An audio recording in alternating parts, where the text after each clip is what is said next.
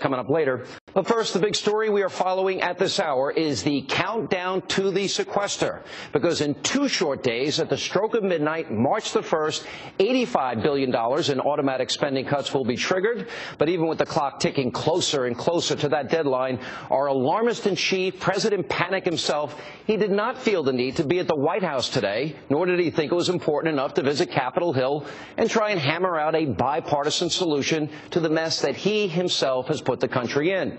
Now, instead of focusing on fixing the problem, he decided to take his sequestration scare tactics on the road today with a visit to the Commonwealth of Virginia.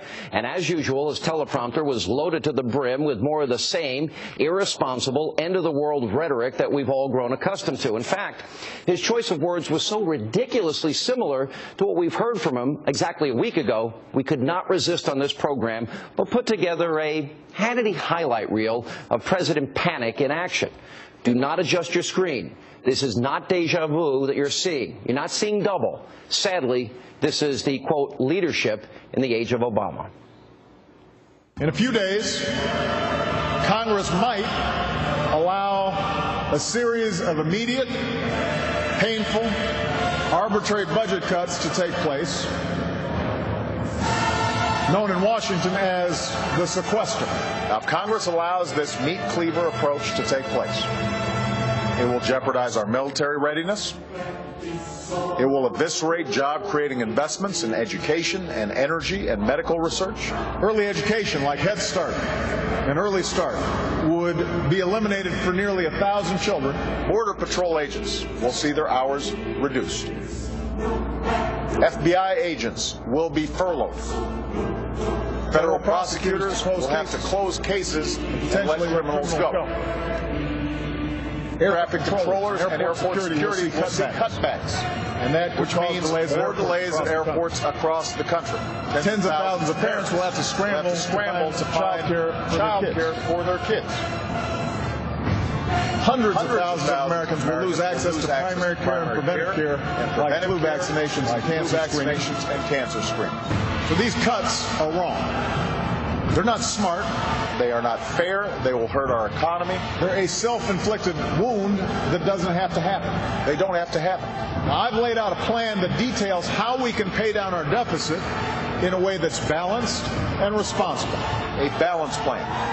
One that pairs more spending cuts with tax reform, that closes special interest loopholes. And the second I get that bill on my desk, I will sign it into law. But I've got to get Congress to pass it. None of us will get 100% of what we want. But nobody should want these cuts to go through. All right, a classic. If and when the Obama sequester takes effect on Friday, it's because the president was more concerned with fear-mongering than finding a solution to the problem that he himself created. Joining me now with some insight, Democratic Congressman Keith Ellison of Minnesota. Congressman, welcome back, sir. You bet. I guess that's what we could describe as staying on message, something the Democratic Party, I would argue, is very good at. Let me ask you. You're pretty good at it, too. Thank you. Quite frankly, you are the worst excuse for a journalist I've ever seen. I am the what? I can't hear you. You heard me. I didn't know. Say it again. I didn't hear you. I heard you. I mean, what you just displayed was not journalism. It was yellow journalism. It wasn't anything close to trying to tell the American people what's really going on. And, I mean, it's just shocking. Yellow journalism? To play Obama in his own words is yellow journalism? Well, with the background music and with your lead up before you let the president talk, let me tell you, I was here. Everything the president said is absolutely true. Yeah. And for you to try to make the American people think that it isn't is deceptive on your part. And it's a breach of everything. Every journalistic ethic I have ever heard of was just violated by you. And the president was truthful. The president was honest. What the president said was dead on accurate. And for you to say the president is to blame here is ridiculous. I was there August 2011 when the Republicans, your party, which you shamelessly I'm not a Republican. represent, let me correct the record. You are nothing but a Republican. Yes, sir, you are. Sir, yes, you are. Sir, I'm a registered. Sir. Well, let me just say, I am not a registered Republican. I'm a registered conservative. You are a shill for the Republican Party. I am a registered conservative, alibi them constantly. You alibi them 100% of the time. Keep going. You don't do anything else. Okay, well, good. Let me just say this. What the president said is absolutely true. the president, the people watching your show should ignore all of the commentary that you put in and all of the hype music that you put on, and should pay attention to what the president actually said, because what the president said was true. You, by the way, are inaccurate when you say that the president is to blame here. He's not. It was the Republicans in August 2011 said that they were going to cause the American economy to default on debts we already acquired unless they got deep and substantial cuts. And we ended up with a downgrade because of what the Republicans did. And after that, we set up this thing called the super committee. When all the Republican members on that super committee had already pledged to Grover Norquist they would not raise revenue, only do cuts. And then after it failed, as it always was going to, we ended up with sequester. Let me ask you a question. I've given you plenty. You said I could rant, and I am. I've given you plenty of time to rant, Congressman. Now we'll let you get a word in. Go ahead. Oh, you're so nice to give me a word on my own program. Okay, let me ask you a question. As a matter of fact, let me ask you. You said the president was true. Congressman, calm. I will give you your chance. I gave you 3 minutes to rant. Calm down. I gave you 3 minutes. Relax. I've got a question for you. You were invited on the program to answer a question. I want to give you a couple questions. You said, Congressman, let me ask you a question. Why are you so angry? You're so angry. Let me ask you a question.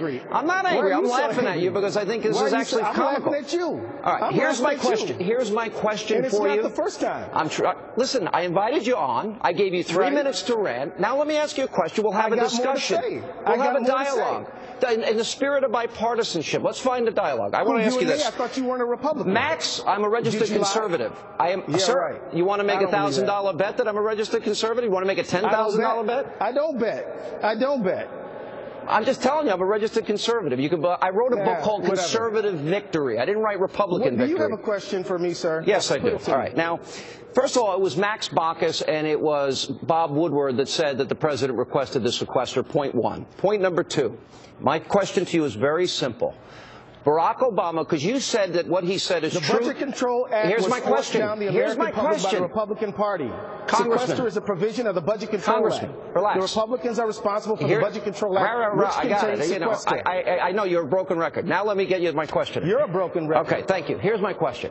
So Barack Obama said in 2008 when he was running for office that George Bush was irresponsible and unpatriotic for when he became president, we had $10 trillion in debt. We now have $16 trillion. We now have $16 trillion in debt, Congressman. I'm here to speak for myself. $16 trillion in debt.